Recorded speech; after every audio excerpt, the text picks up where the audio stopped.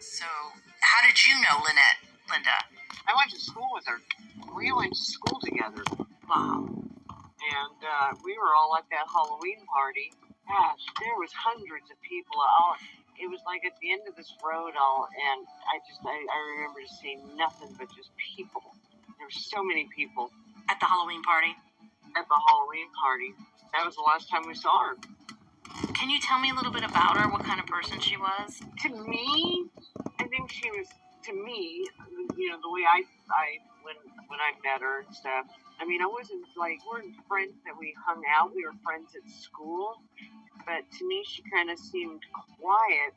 And then I heard a story, and I don't know if it was from Laura or not, but I heard a story that one time, I don't know, she brought it. See, I don't want to say, because I'm not 100% sure, but I don't know if I've heard a story about her bringing a knife to school that she was going to protect herself from somebody. But to me, I've always thought, when I think of her, I always thought of her as just a sweet, quiet type of girl.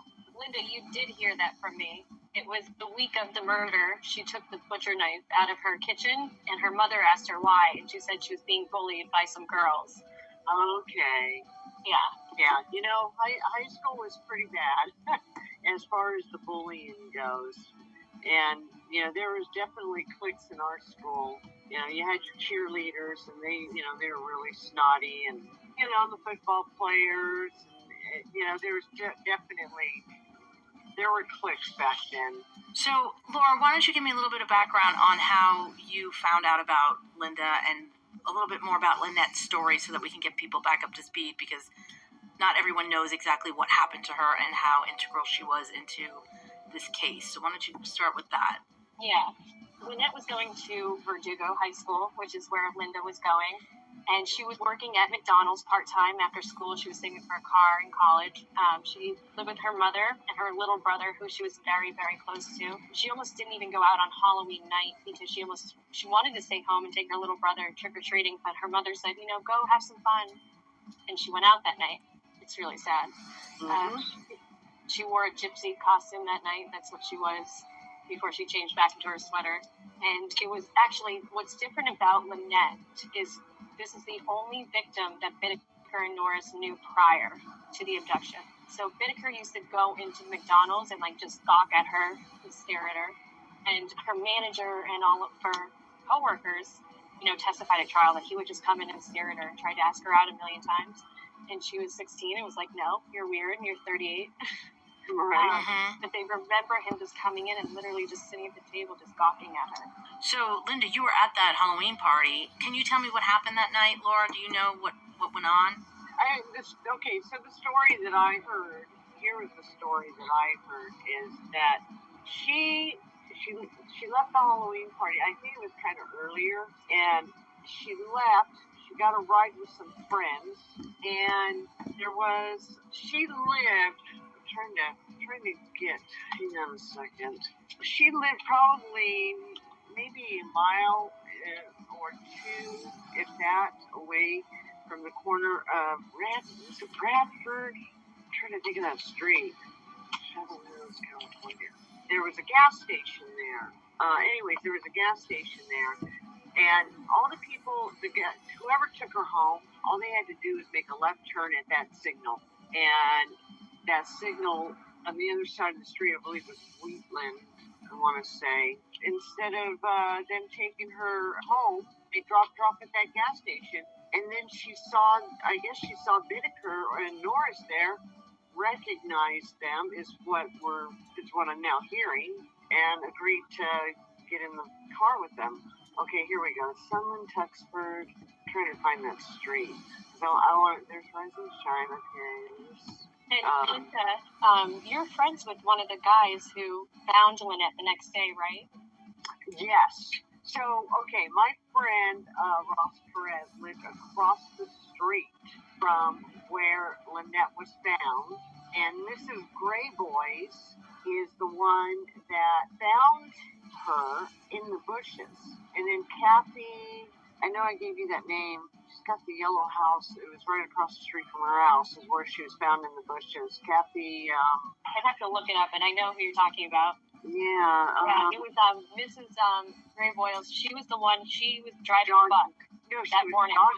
She was on. One of them. Well, they all thought initially they had walked by Lynette's body and thought it was a mannequin from Halloween. Right. So, Laura, what do you think happened? I mean, she went into the car with her friends. They were going to take her home. She went to the gas station instead, and then Laura Bittaker and Norris picked her up. Well, I'll go into the police discovery and the court transcripts now. I started going one by one, but the first thing that didn't make sense to me, well, first of all, in the case, like leaving her at the gas station, they're like a mile down from her house. I always thought that was very strange. And then the second part was I asked Linda and Lisa, another friend of Lynette's, did she ever do any kind of like hard drugs?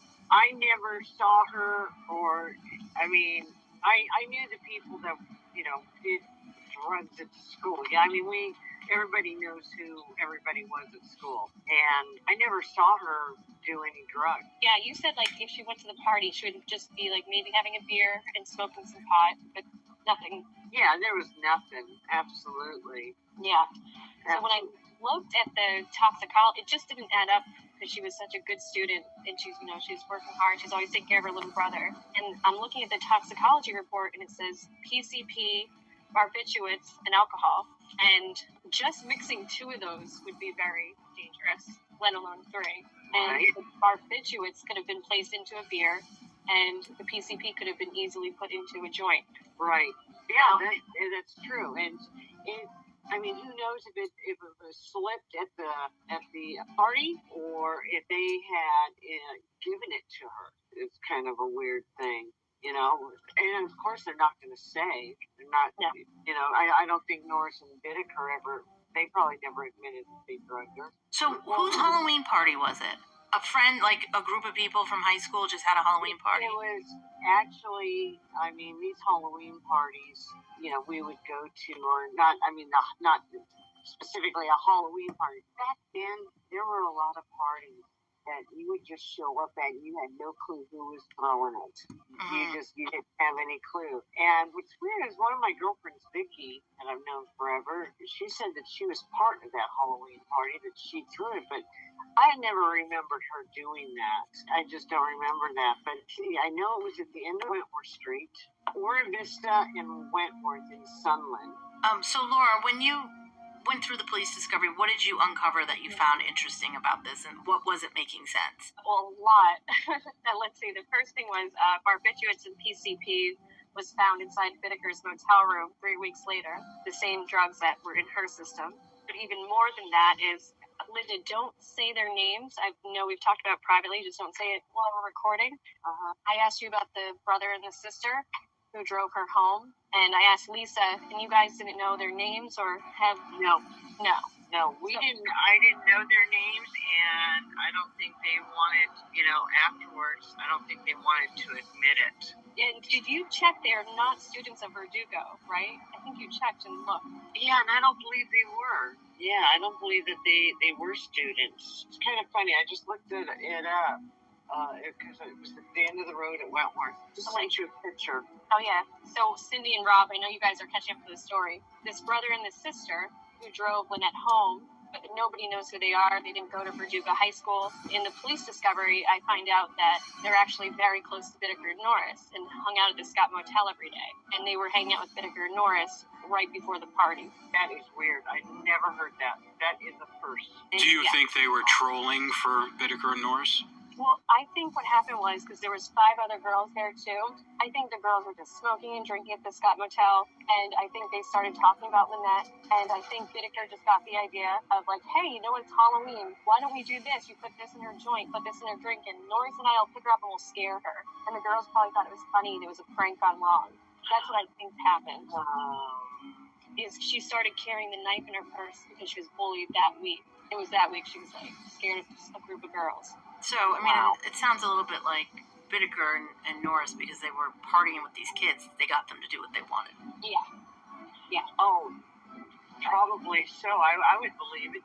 Back then, kids would do anything for drugs. So this poor young girl was being harassed by these girls at school who you think were partying with Bittaker and Norris, so they might have basically led her to them. Yeah, pretty much. I mean, I don't know how, and I asked, the people in law enforcement how this was missed, how these two, this brother and sister, were partying with Bittaker and Norris right before the Halloween party in the van with them, and then suddenly Lynette Ledford gets dropped off by them, but nobody knows who they are. They don't go to Verdugo High School, a mile away from her house, so she has to walk down this one street from the gas station. Like, nobody looked into that prior. And no one spoke to these two people? We never heard anything about it. We all thought it was weird. It was like going, how could a friend, this was everybody was talking at school going, how could somebody do that? All they had to do was turn left and go 1 mile. What made them say, I don't feel like making a left turn. I'm just going to drop you off here at the gas station and you can walk the rest of the way home. Doesn't make sense. It was late at night, and we've never figured that out. Never. Where are these two people now, this brother and sister? The brother died a couple years ago, and I just talked to their little brother. I made contact with him and his wife. Weirdly enough, both of their parents worked at San Luis Obispo, a men's colony where Bittaker and Norris met. Oh my gosh. Which is even weirder. Yeah. At the same time or at different times? Yeah. Huh. Yeah, the dad retired as a sergeant from there. Very weird. That is very weird. Very and then their kids... And then their kids were hanging out with Bittaker and Norris at the Scott Motel? Is that just mere coincidence, or is that just kind of, I don't know what to say. I don't know. I think it's a coincidence, unless somehow they were working in the unit Bittaker and Norris were at. Because I don't know if a parent would, if they knew something like that, and they go, oh yeah, you're hanging out with who? These two guys that were in that jail or prison? Well, the little brother tried to get his parents on the phone with me and his sister. They wouldn't talk to me. Mm-hmm. But then there was all these other kids that were going to this motel, and hanging out with him. See, and that's the thing. Okay, so Scott Motel was in Burbank, and it was pretty close to Burbank High. And so that's why, I'd never go to Burbank. I mean, my grandparents lived in Burbank at the time, but I don't remember, anything like that of, hanging out. There's somebody, hey, if you go to Scott Motel, you could hang out over here. We never heard any of that. Laura, do you think that he was using a lot of those kids to troll for him? Yeah, I mean, with Lynette, I definitely think so. I don't think he was, actively sending them out to, acquire victims or anything like that or troll for him. But I think he sees the opportunity he saw on Halloween night. And, I've reached out to every witness on this case, and the 6 girls that were there, hanging out at the Scott Motel when this was happening, when this plan could have been, concocted, not a single one will speak to me of the 6. Not a single one of them? No, not even one. Even one of the daughters got really excited, who loves true crime, and even tried to talk her mother into talking to me, and she wouldn't do it. Why do you think so? I really think, if you look at our past episodes that we recorded, there's this underlying theme of destroying innocence. That's what Bittaker always wanted to do, destroy the innocence. The squirt guns with the acid. He wanted to victimize as many people as he could, especially, innocent children. So this is the one, Lynette was the one he left on an ivy bed, in between Verdugo and Burbank High School, so all the kids would know what happened to her. This was a way to victimize all these kids.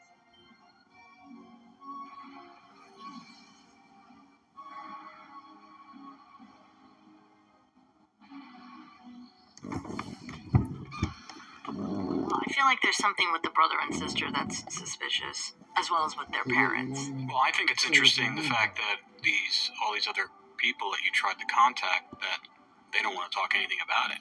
Yeah, And they don't want to talk, and the brother was one of the only visitors that Bittaker had after he was arrested. So we went and visited him in prison? Yeah. That's kind of interesting. Uh-huh. After the fact? After the fact, yeah. And then this person was never were they questioned by the police? They were both, questioned by the police, and they both testified in court. Mm-hmm. They testified against Bittaker and Norris? Yeah, Or they I think it was against them. Oh, okay. All right, so they probably cut some sort of deal. But then he went to visit him? Yeah. And what did he sell him? It doesn't say. It just had it just has a list of visitors for Bittaker, and he was one of them. How soon after? How soon after? Pretty soon after. I want to say the first couple months he was going in. I mean, yeah. It's bizarre. There's something not right with that. Yeah. So understand when I asked, the district attorney's office, you have a brother and a sister. Their parents worked at San Luis Obispo, which is just weird. And, they're hanging out with Bittaker Norris, at the Scott Motel in the van. And they're the ones who dropped Lynette off. Why wasn't this looked at or questioned back in 79? And what did he say? That must have been an oversight. Huh. Yeah. For them, it's a done deal, so they're not going to go back. Yeah. They don't speculate on stuff that they've already gotten convictions on. But it is suspicious, and it's possible that that brother and sister might have known about other things. Yeah, I would probably say yeah, because Bittaker was playing, the Jackie Gilliam tape to the teenagers and showing a lot of pictures. Mm-hmm. So it's very, very possible they've seen some other stuff. I mean, it's very Manson-ish. Yeah. Well, it sounds like he was taking these young people and indoctrinating them by letting them party with him and giving them drugs and probably getting them alcohol, and it was probably the party place where they can do whatever they want. And then he used that to manipulate them to do things for him, whether or not they even, unbeknownst to them, that they were basically trolling for him. But this brother and sister is strange because the fact that their parents worked at the place where both those guys were at in San Luis Obispo, and then they connect with them when they get out in Burbank. I mean, to me, that's not a coincidence. If it is a coincidence, it's a really, really strange coincidence. But I think it's highly unlikely that it is. And Bittaker never told you anything about those two? No. He said, you'll find out. He always wanted me to go back and do the investigation and figure it out and come back to him. And this was one I got after he died. It was when I read the court transcripts right after he died. I saw these two names for the people who dropped her off. And I was like, oh my God, that's the same people from the Halloween night at the Scott Motel. And then what happened to his brother, the guy that dropped her off? Well, I was talking to the little brother of both of them. He was too young to be hanging out at the Scott Motel, but he knew about Bittaker Norris. They had talked about it in the family and stuff. And he just said he had talked to his parents and his sister trying to get them to talk to me. And he killed himself right before the Toolbox Killer aired. Oh my God. Yeah. Did he know it was coming on? He did. Sounds like a guilty conscience. Something's not right there. Yeah. How old was he when he killed himself? So it's just recently. It's only last year, right? Yeah, it was September. God, they were my age because I'm going to be 60, so... Yeah, probably 50s then. Yeah, late 50s, yeah. Yeah, well, I have a story about the tape. Actually, Linda, I don't even think I've told you this one. The tape was one of the left in the van when Bittaker buried everything, and it wasn't found initially. It was found later on. They had to get a warrant for the van specifically. Paul Bynum and Tom Cray, the lead investigators from Hermosa, listened to one part of the tape, and it was just Bittaker talking to his accountant. And it was a Burbank police officer who actually took the tape and turned it over and listened to the whole tape. It was almost missed completely. And that's when he discovered the Ledford tape. And it hit him so hard because he found out that there were pictures of his son's girlfriend who was a member of his family. And they were actually hunting his son's girlfriend. And he had to listen to the tape thinking about her when he first heard it. Wow. There's actually multiple reports from other inmates that talk about this incident at Knott's Berry Farm, where Bittaker said there was actually a third party with them at Knott's Berry Farm, and Bittaker and the third party were laughing, telling Norris she's dead, and you're still having sex with her and laughing. And this victim has never been found? No, she's never been found. And you don't know her name? No, I've been searching. No, I don't. It's terrible. Well, to be honest with you, Rob, it was kind of like the police. When I was interviewed, when it came to light that Bittaker had been talking to me, and I was interviewed by one of the detectives, I explained the story. I repeated the story to them, and they said, "We'll look into it." And in the next interview or so on, after a few days, I'd either call them or they had come down, and I asked them, "Was there any facts or validity to this woman from Knott's Berry Farm?" And the answer was, "I don't want to say something that's not true or accurate." It was like we took notes on what you said. We haven't been able to find a missing person or a report from Knott's Berry Farm. So it kind of just fell by the wayside. And I just want to read all three of you something from the police discovery. This is from the report when Joe Jackson went to authorities about Bittaker and Norris. And this is from Paul Bynum, the lead detective on the case. This is from his notes on that meeting with Jackson that day. He met with him.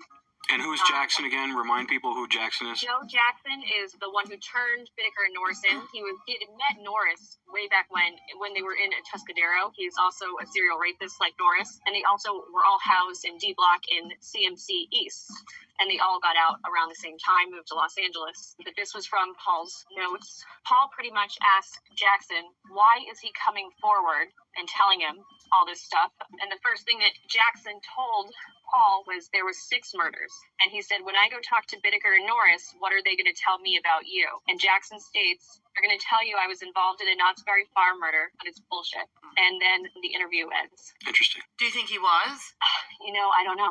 I mean, all the reports from Los Angeles County say there was a third person there. Anthony, you could speak more to that. Do you remember Bittaker talking about a third person? I do vaguely, and they just never pursued it as far as being an actual case or having evidence to pursue it. But Bittaker had mentioned there was a victim from the Knott's Berry Farm.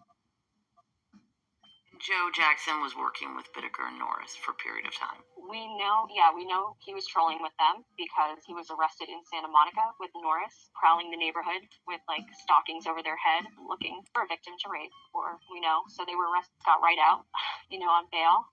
And I know Jackson would go with them to Redondo Pier, the Hermosa Strand, and photograph the girls as well. And I tracked down a witness, so the woman who was working for the police department who ran that plate for Bittaker, she had 4 daughters, and Bittaker was obsessed with one of her daughters. And we know that when I talked to the girls, Bittaker and Norris had taken these girls to Knott's Berry Farm without the mother, and the girls had begged the mother. Bittaker and Norris really creeped them out, and Bittaker had touched one of the girls, and the mother still let them around her children. It's a really sick story. But the youngest girl, Elizabeth, I spoke to, she just passed away, but I had one interview with her before she did pass away, and she remembers Bittaker and Norris leaving to go to Knott's Berry Farm and meeting a third guy. And I said, Elizabeth, if I showed you a picture, would you remember who this third guy was? Because she said she only remembered him by his nickname, and his nickname was Red. And I sent her some pictures, and she said, that's him. And who was it? Jackson. Where is he now? Oregon. So he's not, is he in prison? No. So there was no follow-up on that? No follow-up. I contacted Tom Cray, who was Paul Bynum's partner.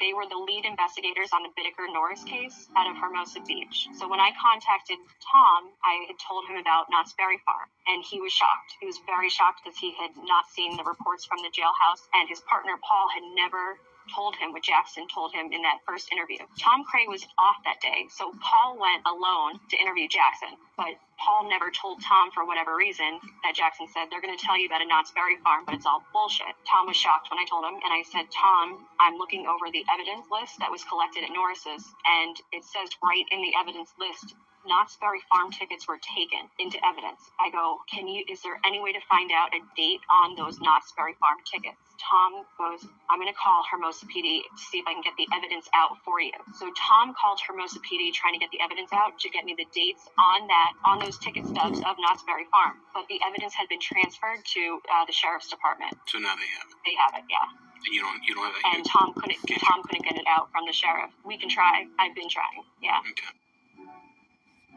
This was a victim Bittaker actually spoke to me about, and Jason, who was the PI on his case, who we spoke with, he remembers her too. There's a lot of mentions of this girl Gretchen, and she was a young blonde. Bittaker met her at a gas station and wrote down her license plate and tried to follow her around. And at the time, Norris had a friend who was working for the police, and Bittaker called her and said, can you run this plate for me? I accidentally hit her and I drove away and I feel so bad, and I'm on parole and I just want to send her the money. So she ran the plate, and her address came back to the Church of Scientology. And that's when him and Norris started going to the Church of Scientology, and they found her, and they even went inside and tried to even join the church, and they tried to tap the phone lines of the Church of Scientology to find out her address and more information about her. They hunted this girl very hard. All I have is a first name, Gretchen, and I know she was blonde, blue-eyed, young, was part of the Church of Scientology, but there's no last name mentioned about her. I've tried to contact the church just to see if they had a girl named Gretchen around that time. It says she was a teacher there, a teacher of ethics, but I cannot find her last name, and I don't know if she's alive or not.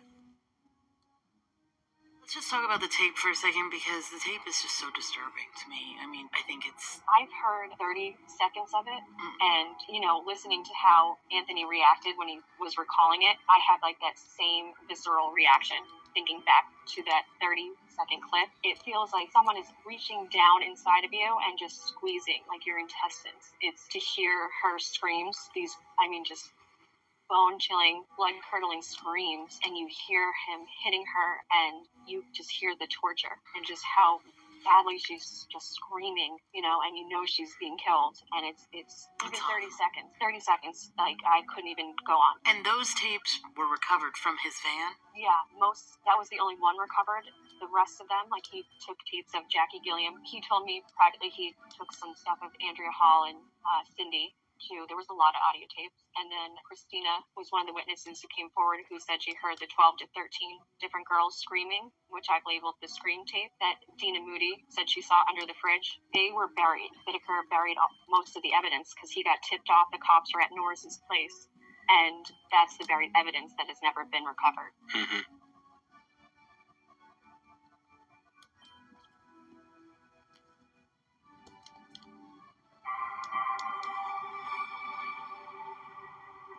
Please visit my website, programtokill.net.